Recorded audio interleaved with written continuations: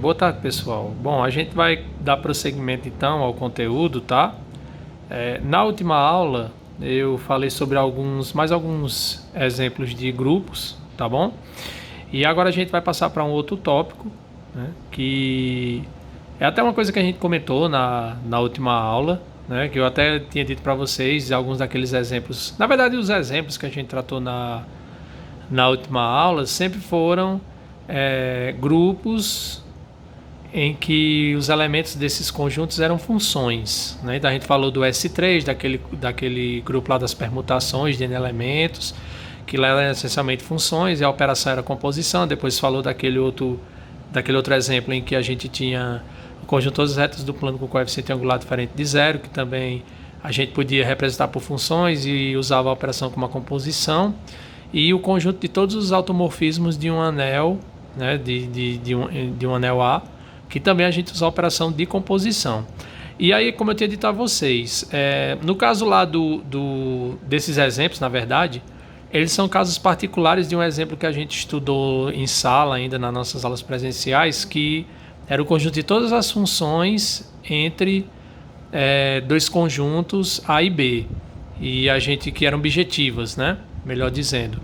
E esses camaradas, eles, com a composição, esse conjunto ele tinha uma estrutura de grupo. Então esses três exemplos que a gente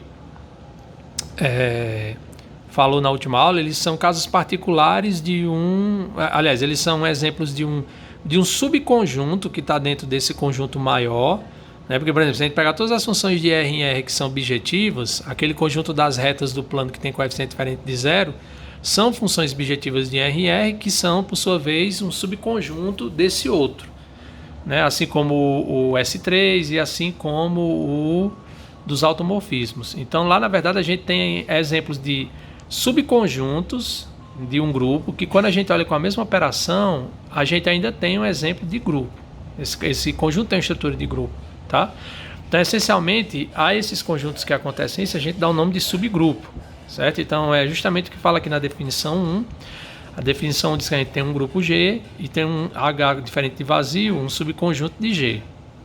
Aí a gente diz que H é um subgrupo de G e vai denotar dessa maneira aqui, ó, tá?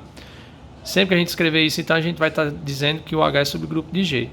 Se H ainda é um grupo com a operação do grupo G, certo?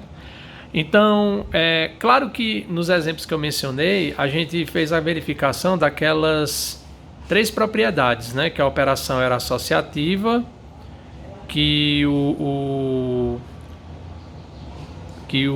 só um momento, viu, pessoal? A operação associativa existia elemento neutro, né?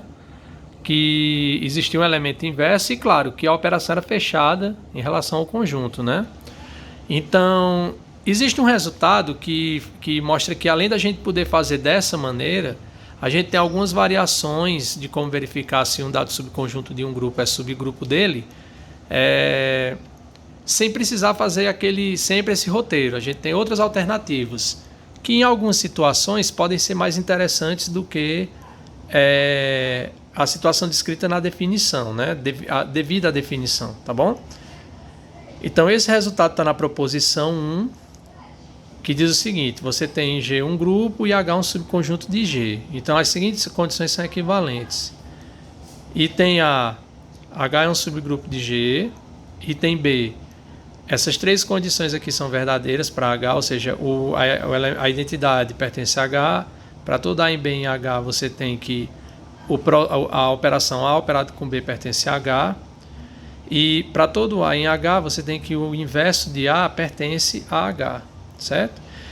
E o item C diz que H é diferente de vazio, e para todo A e B em H, você tem que AB menos 1 pertence a H. Então, isso quer dizer, quando a gente fala lá no resultado, no enunciado, que as condições são equivalentes, significa que se uma dessas se verificar, as outras duas também se verificam. Ou seja, como o item A fala que H é um subgrupo de G equivalente a acontecer B equivalente a acontecer C, então isso significa que, para eu verificar que um subconjunto de H de G de um grupo G é subgrupo, eu posso, além da definição, usar ou essa forma de verificação ou essa daqui. Qualquer uma das três eu vou se verificando, eu posso garantir que o H é um subgrupo de G, tá?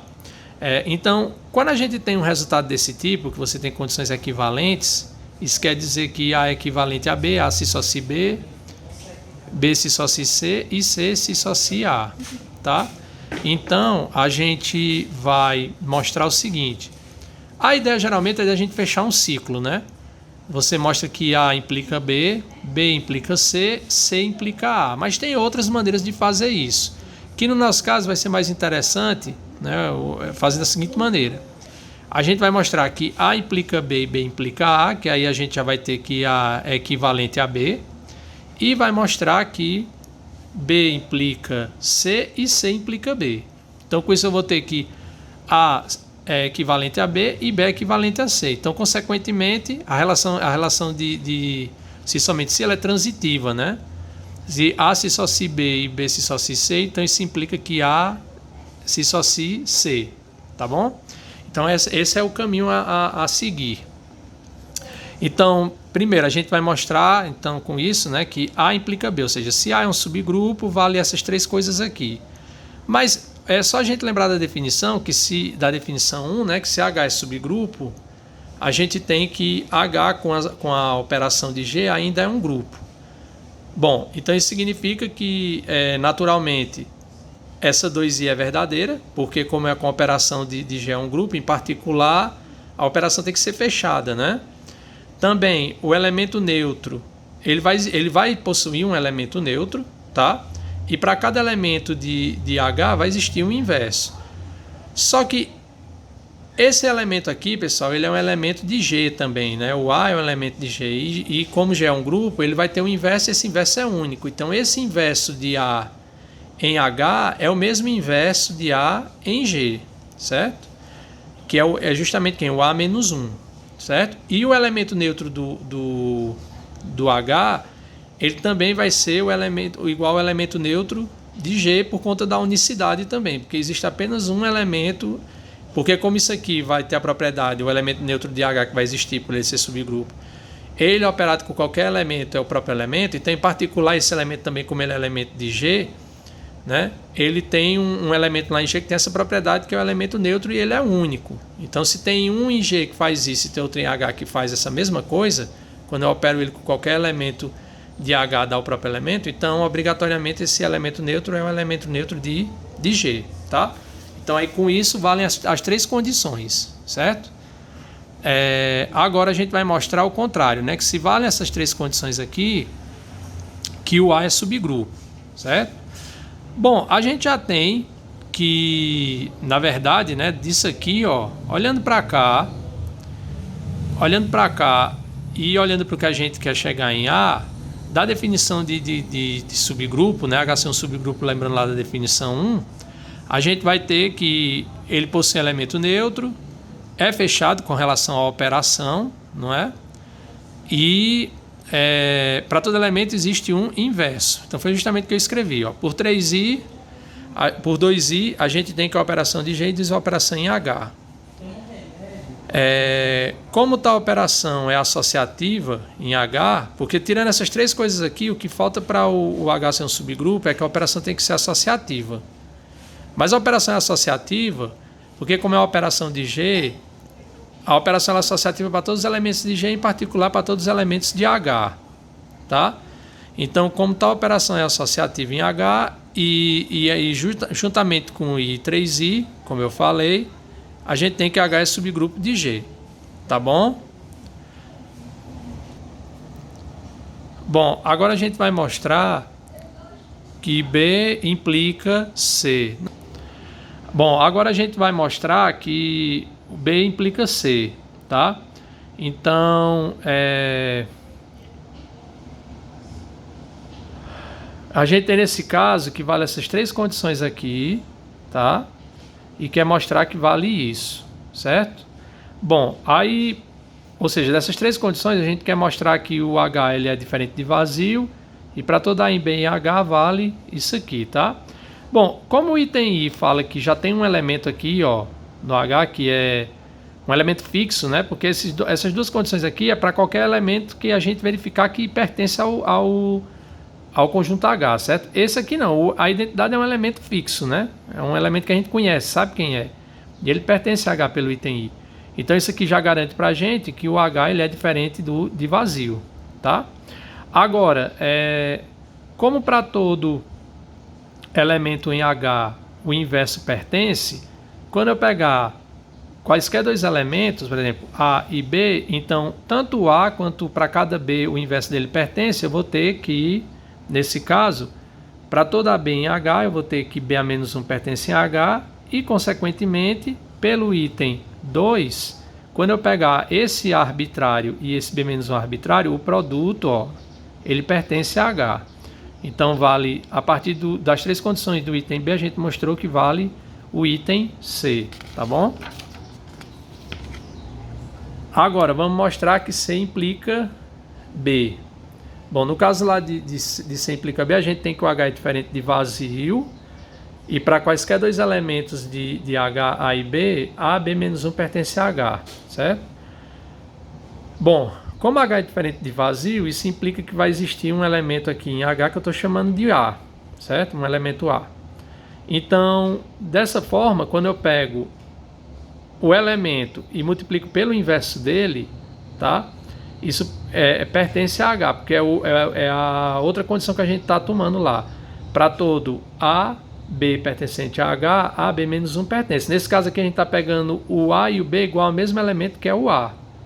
Então nesse caso vai pertencer o A vezes o BA-1, como o B é o próprio A, vai ser A-1.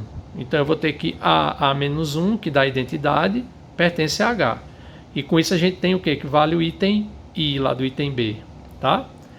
Agora, por sua vez, a gente vai usando essa informação de que o E pertence a H, a gente vai mostrar que o inverso de qualquer elemento de H pertence a ele. Então é só a gente observar, ó, que para qualquer A em H, A-1 a gente pode escrever como sendo E vezes A-1, certo? Que no caso aqui, ou seja, eu estou usando nesse caso que quando eu pego dois elementos, de novo eu estou usando aquela condição, certo? Quando eu pego dois elementos em H, o produto de um deles, qualquer um dos dois, pelo inverso do outro, pertence. Nesse caso aqui, ó, eu estou pegando o A em H, qualquer, que seja ele, e estou fazendo o produto de quem. E o E, por sua vez, também pertence a H, que a gente acabou de provar. Então, lá pela condição do item C, quando eu faço o produto do E pelo inverso do A, isso pertence a H. Só que isso aqui também vai ser justamente quem? O A-1. Então, com isso a gente mostra que para todo elemento de H, o inverso dele pertence a H. Então, com isso a condição 3i lá do item B está provada. E por fim, dados dois elementos quaisquer de H, A e B, então, como A, B-1 pertence a H, né, pelo item C, que é o que a gente está tomando como hipótese, aí a gente vai ter que A vezes B vai ser quem? A. Então, ó, como A e B, A, B-1 pertence a H, então o produto de A pelo inverso de B-1 pertence a H. Ou seja, esse produto aqui, ó, A vezes o inverso desse camarada pertence a H. Mas só que isso aqui é justamente quem? AB. Aí com isso a gente conclui que vale a condição 2i, certo? E aí fica provado, né? Porque justamente como eu tinha falado no início, o que a gente precisava, dessa forma como a gente provou, fica provada as equivalências, tá bom? Bom, aí pessoal, agora essa parte de subgrupo, né? Tem uma parte de teoria que a gente vai definir uma coisa para seguir num sentido parecido com o que a gente estudou lá na parte de anéis, que é definir relação de equivalência, para definir, lá a gente faz isso para definir um outro tipo de anel, que é o anel quociente, aqui vai ser para se poder definir grupo quociente, tá? Mas antes disso a gente vai falar de alguns exemplos, certo? Para depois entrar nessa parte. Então, alguns exemplos de subgrupos que eu fiz aqui. O primeiro é, a gente pega H como sendo MZ, esse MZ a gente já sabe o que é, né? É o conjunto dos múltiplos de M, né?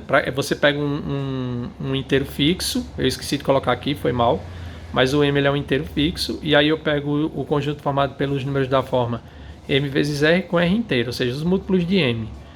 Então isso aqui é um subgrupo do grupo aditivo Z, né, de Z com a soma, que é o que a gente sabe que dá uma estrutura de grupo a Z. Bom, aí eu fiz também esses exemplos com a intenção de fazer da gente visualizar, né, que aquele resultado anterior ele é útil, porque em algumas situações fica mais fácil a gente trabalhar com uma das variações ou a outra. Então nesse caso aqui eu vou usar o item B, tá? A gente observa então que o elemento neutro de Z, que é o 0, pertence a H, porque eu posso escrever ele da forma M vezes 0. Agora, se eu pego dois elementos quaisquer em H, então eu tenho que A é M vezes R e B é M vezes S, onde o R e o S são inteiros, tá? Aí com isso, quando eu faço A vezes B, isso vai ser A, B, e o vezes aqui, lembrando que o vezes é a operação do grupo, que no nosso caso é soma, tá? Então vai ficar isso aqui. Então aqui o que é que eu faço? Boto o M em evidência, tá? Aí vai ficar M que multiplica R mais S. Então isso aqui, ó, é um múltiplo de M que pertence a H, tá? E o terceiro item, se eu pego agora um elemento de H, ele é dessa forma. Então o inverso dele é o inverso em relação à operação que a gente está considerando, que é a soma, né? O inverso de um elemento com relação à soma, né, aqui sendo zero, esse elemento neutro, é justamente menos ele, tá? Só que, como eu quero mostrar que o A-1 pertence ao H, eu tenho que mostrar que ele é dessa forma aqui, M vezes alguém. Então é só eu usar a comutatividade do produto e reescrever dessa maneira aqui. Então eu tenho que M vezes menos R pertence a H. E aí com isso eu tenho que H é um subgrupo, tá bom? Bom, o exemplo 2, agora já diz o seguinte. Eu tenho G um grupo, e pego X aqui, um elemento qualquer, arbitrário, fixo, esse camarada, mas ele é arbitrário em G, tá? E aí eu vou considerar o conjunto H formado, dado por essa, quando a gente tiver esse tipo de notação, a gente vai dizer que é o conjunto gerado pelo elemento X, tá? Então, sendo que essa notação aqui é simplesmente o que? Esse conjunto é o conjunto das potências de X, as potências inteiras. Vai ser x elevado a m com m inteiro. Essa potência é aquela definição que eu dei na última aula, tá? Que a gente trabalhou, certo? Então esse conjunto aqui, o H dado por isso, vai ser um subgrupo de G. Aí nesse caso eu já vou utilizar aquela variação do item C lá da proposição, tá? Então, ó, observem que o H ele é diferente de vazio, porque se eu pego x, como esse x aqui é um elemento arbitrário de G, então, se eu pegar x elevado a 1, que vai ser x, isso pertence a H, certo? Então, ele tem um elemento, esse conjunto, que é o próprio x que eu tomei. Pelo menos um ele tem, tá? E se A e B pertencem a H, eu tenho que o A vezes B menos 1, né? Eu tenho que mostrar que isso aqui, como eu estou usando item C, que isso aqui pertence a H, certo? Então, esse aqui, AB menos 1 vai ser quem? X elevado a R, que é o nosso A, tá? E o B, eu estou chamando de X elevado a S, então vai ficar X elevado a S a menos 1. Então, vai ficar X elevado a R vezes, pela definição lá que a gente deu de potência, vocês olham lá de novo, mas quando a gente tinha, por exemplo, que x elevado a N, se o N fosse negativo, isso era X elevado a menos N elevado a menos 1. Ou seja, isso aqui, ó, é x, usando lembrando essa definição, isso aqui é x elevado a menos s, tá? Porque só tem em mente que x elevado a menos s, pegando lá o n como menos s, vai ser x elevado a menos s elevado a menos 1, tá? Então vai dar isso aqui. Aí eu até comentei isso na última aula, que tem esse resultado, que eu vou provar. Eu acabei esquecendo de fazer isso quando eu estava preparando a aula, mas depois eu vou fazer isso e mando para vocês. Que quando a gente define essas potências lá no grupo, valem aquelas operações, aquelas regras operatórias, como nos inteiros, tá? Então, ó, isso aqui, elevado a R vezes x elevado a menos s, vai ser x elevado a R mais menos s, que dá o quê? X elevado a R menos s. R menos s é inteiro, né? Porque o R é inteiro, o s é inteiro, então isso aqui pertence H, certo? Então a gente tem um outro exemplo de subgrupo, tá bom? Agora, novamente eu vou considerar G um grupo e vou tomar um elemento X em G Só que agora eu vou considerar o conjunto, que eu vou denotar assim, eu vou colocar C, aí vou colocar o G aqui como se fosse um índice, CG de X, que ele é formado pelos elementos de G, os Y pertencentes a G, tal que YX é igual a XY. Ou seja, para cada X fixo, esse conjunto aqui ele vai ser formado pelos elementos do grupo que comutam com esse elemento que eu fixei.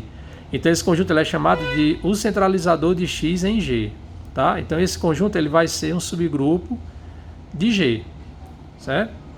Observem, né, pessoal, que esses exemplos que a gente tomou, por exemplo, no caso aqui do exemplo 1, isso aqui dá para a gente uma infinidade de subgrupos de Z, porque esse M aqui ele é inteiro, então ele tem uma infinidade de escolhas para ele, tá?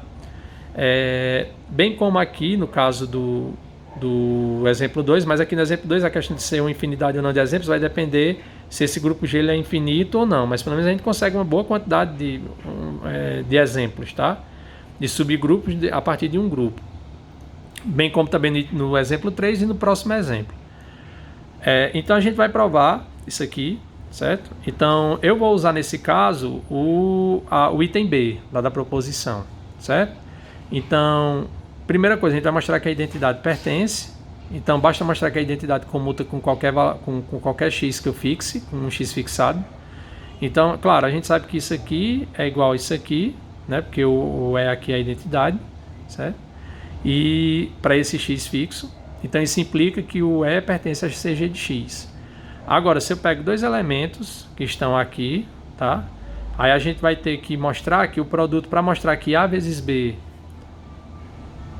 pertence a CGX, a gente vai ter que mostrar que A vezes B comuta com o X, tá? Desculpa, eu coloquei Y aqui, mas era o X, certo? Foi só uma questão de escrita. Deixa eu só ajeitar logo aqui. X.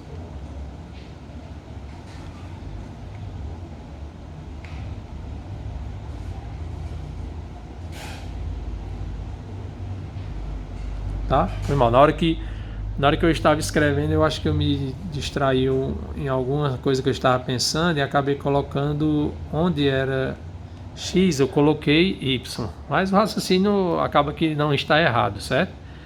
Mas aí eu vou ter que mostrar o quê? Que quando eu pego AB e multiplico por X, isso é a mesma coisa de X vezes AB. Para ele poder estar aqui, né? Aí olha só, como é que eu vou fazer isso? Eu vou pegar aqui AB, vou multiplicar por X... E vou tentar, nessa expressão, manipular de modo que eu use o fato de que o A e o B estão aqui. Então, como é que eu vou fazer isso? Ó? Eu associo, em vez de colocar dessa forma, eu associo assim, que eu posso fazer isso com a operação associativa. Aí, como B pertence a CGX, eu tenho que BX é a mesma coisa que XB. E agora, para tentar fazer com que o X apareça aqui à esquerda, né, do A e do B, eu vou associar dessa forma, certo? E aí, uso o fato que o A está em CGX, então isso aqui vai dar isso aqui. Tá? E aí por fim eu associo dessa maneira. Aí eu vou ter justamente que A vezes B vezes X, AB vezes X é X vezes AB. Então com isso a gente tem que o A pertence a CGX. Por fim, a gente vai mostrar agora que se eu tenho um elemento em CGX, o inverso dele também pertence. Tá? Aí qual é a ideia para a gente provar isso? Tá? Né? A gente vai quer provar que o A-1x, né? Na verdade, deixa eu fazer uma coisa aqui, pessoal, só para ficar legal aqui, porque também lá eu acabei mudando.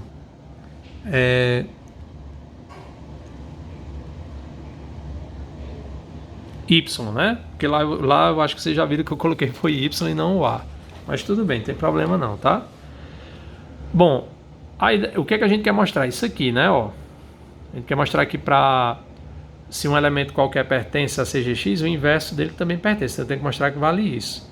Então qual é a ideia aqui? A ideia é mostrar que esses dois camaradas aqui são iguais porque eles vão ser o mesmo inverso de um determinado, o inverso com relação à operação de um determinado elemento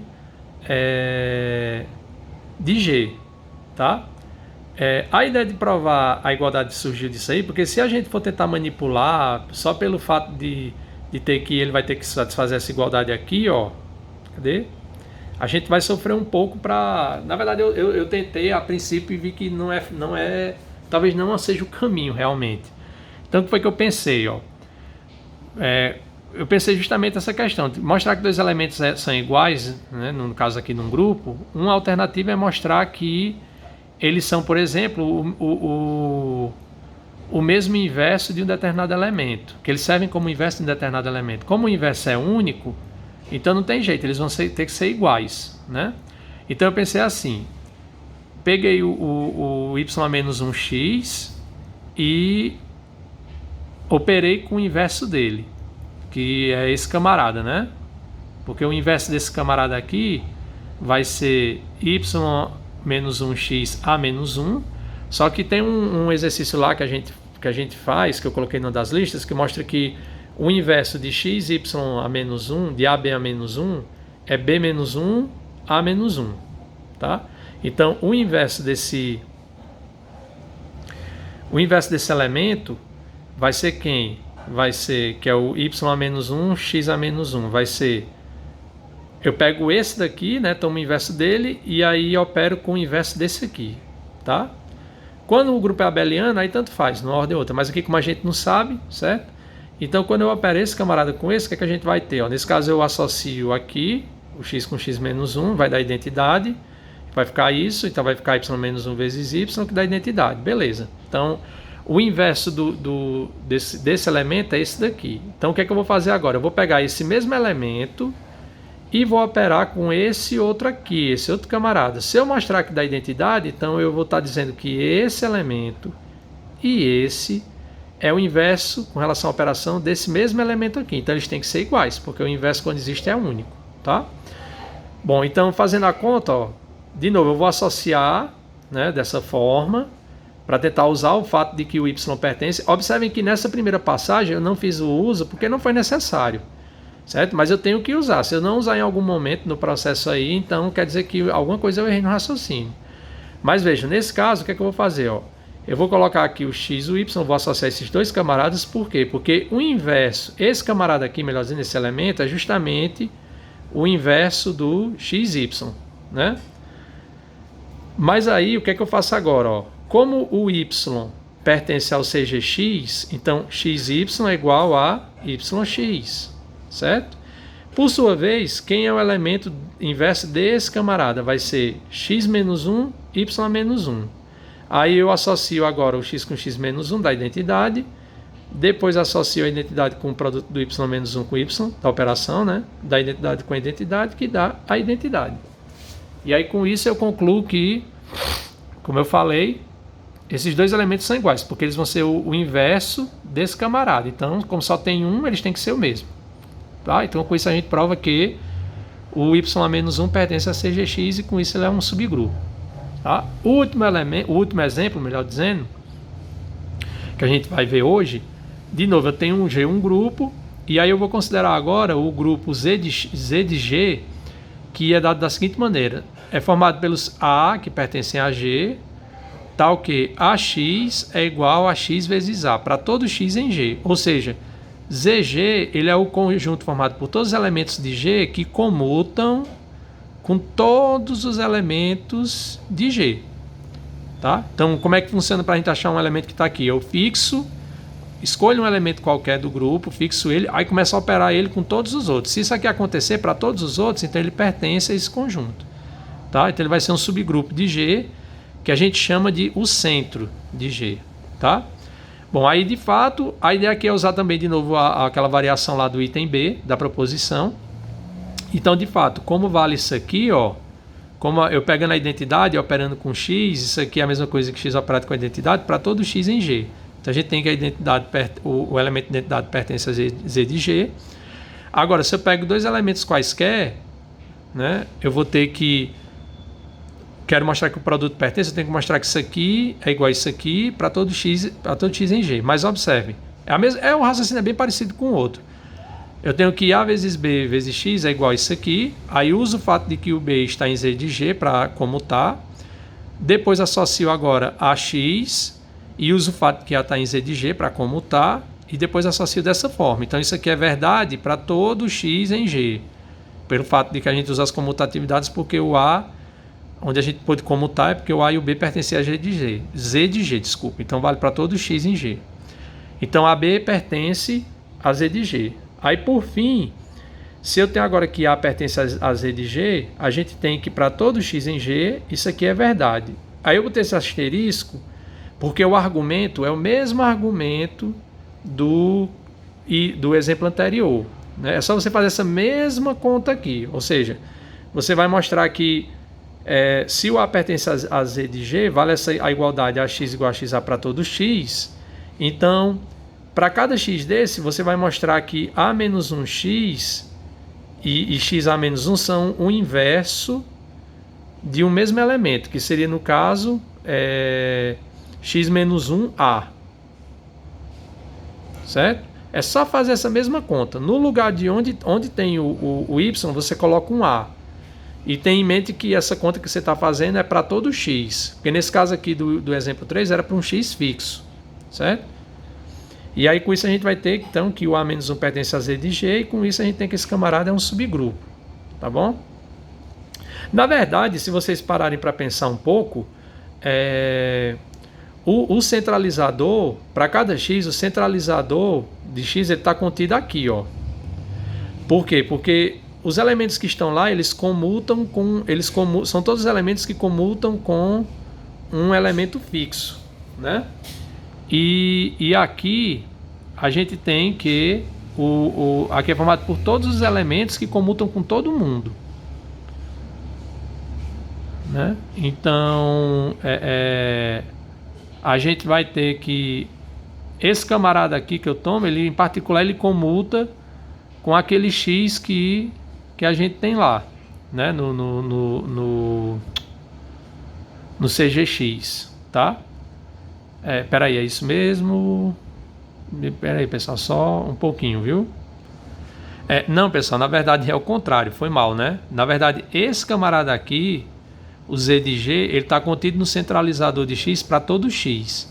Porque os elementos que estão aqui, ó, são todos os que comutam com todos os elementos X. Então, em particular, se você olha só para um dado elemento fixado aqui do conjunto, você vai ter nesse Z de G todos os elementos que comutam com esse camarada. Né? Então, todo elemento que está aqui, ele está em um daqueles CGX. Então, se eu fixo, se olha aqui, é para todo, mas em particular, se eu olho apenas para um determinado X, eu vou ter nesse conjunto aqui todos os elementos que satisfazem isso. Então, são os elementos que para um X fixo está lá no CGX correspondente. Tá? Foi mal, é o contrário. Né?